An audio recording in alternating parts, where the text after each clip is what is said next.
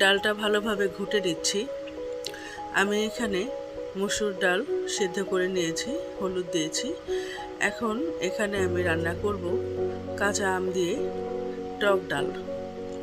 যে গরম পড়েছে, প্রচণ্ড গরম, এই গরমে কাঁচা আমের ডাল খেতে খুব ভালো লাগবে। গরম পানি ডালের মধ্যে দিয়ে দিলাম, কাঁচামরিচ দিয়ে দিলাম। এখন এখানে আমি আম কেটে রেখেছি, সেগুলো দিয়ে দিচ্ছি। অনেক দিন পর আমরা আবার ডেইলি রুটিনে ফেরত যাচ্ছি। দীর্ঘ 1 মাস রমজানের কারণে সবারই রুটিন এলোমেলো হয়ে গিয়েছিল। এখন আবার স্বাভাবিক অবস্থায় আমরা ফেরত আসছি। তো আমার ডালটা বলক উঠে এসেছে। এখন এটাকে আমি রসুন আর পেঁয়াজ দিয়ে বাগার দিয়ে নেব। আসসালামু আলাইকুম, কেমন আছেন সবাই? আশা করছি ভালো আছেন, সুস্থ আছেন। আল্লাহর রহমতে আমিও ভালো আছি, সুস্থ আছি। আমি রসুন পেঁয়াজ ভেজে নিচ্ছি, ডালটাকে বাগার দিয়ে নেব। এত গরম পড়েছে যে রান্নাঘরে আমি দাঁড়াতে পারছি না। আমার রান্নাঘরটা পশ্চিম পাশে, গরম লাগে বেশি, সূর্যের তাপ আসে বেশি। অনেক কষ্ট করেই আমি আজকে রান্নাটা করছি। আমার এই ভিডিওটি যারা দেখছেন তারা একটা লাইক করে দেবেন, সাবস্ক্রাইব করে নেবেন। যারা করেছেন তাদেরকে অসংখ্য ধন্যবাদ। ভিডিওটি দয়া করে স্কিপ করে দেখবেন না। কথা বলতে বলতে লাল শাক আমি ভাজি করে নিচ্ছি। আমার মনে হচ্ছে যে আমরা প্রায় 1 মাস 1.5 মাস পরে স্বাভাবিক খাবার দাবার খাবো। লাল শাকটা ভাজি হয়ে গিয়েছে, এটা আমি একটা বাটিতে বেড়ে নিচ্ছি। রমজান মাসে তো আর এত শাকটা খাওয়া হয় নাই, সেজন্যই মনে হচ্ছে যে এতদিন পরে আমরা স্বাভাবিক অবস্থায় ফেরত যাচ্ছি। এখন চলুন একটু করলা ভাজি করে নিই।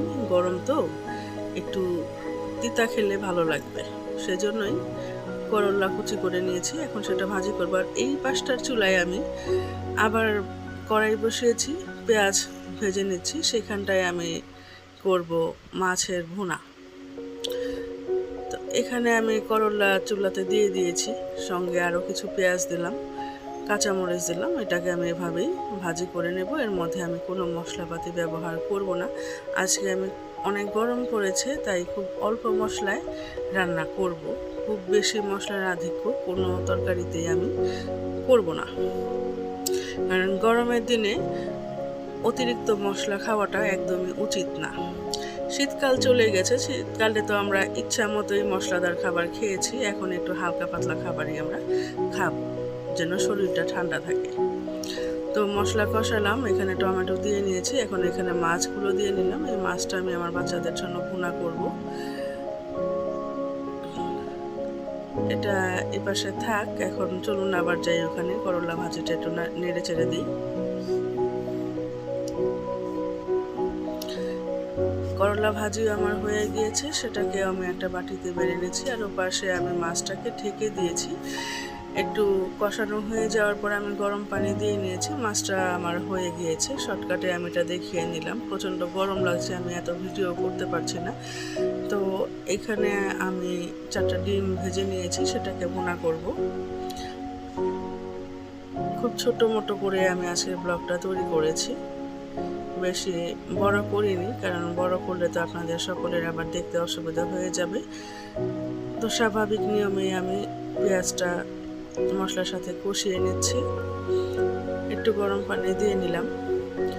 অবশ্য আপনারা সবাই তো এই রান্নাগুলো করতেই পারেন, এটা তো আর শেখানোর কোনো কিছু নেই, কাউকে আমি শেখাচ্ছি না, সেটা আপনারা ভেবে কেউ মনে কষ্ট পাবেন না। আমি শুধুমাত্র আমার রান্না করার পদ্ধতিটা সবার সাথে একটু শেয়ার করি, এই আর কি। আর যারা নতুন আছে তাদের জন্য এটা উপকারে আসবে। তো আমার এই ভিডিওটি যারা এতক্ষণ পর্যন্ত দেখেছেন তাদেরকে অসংখ্য অসংখ্য ধন্যবাদ। আমার ভিডিওটি আজকে এ পর্যন্তই ছিল। খুদা হাফেজ।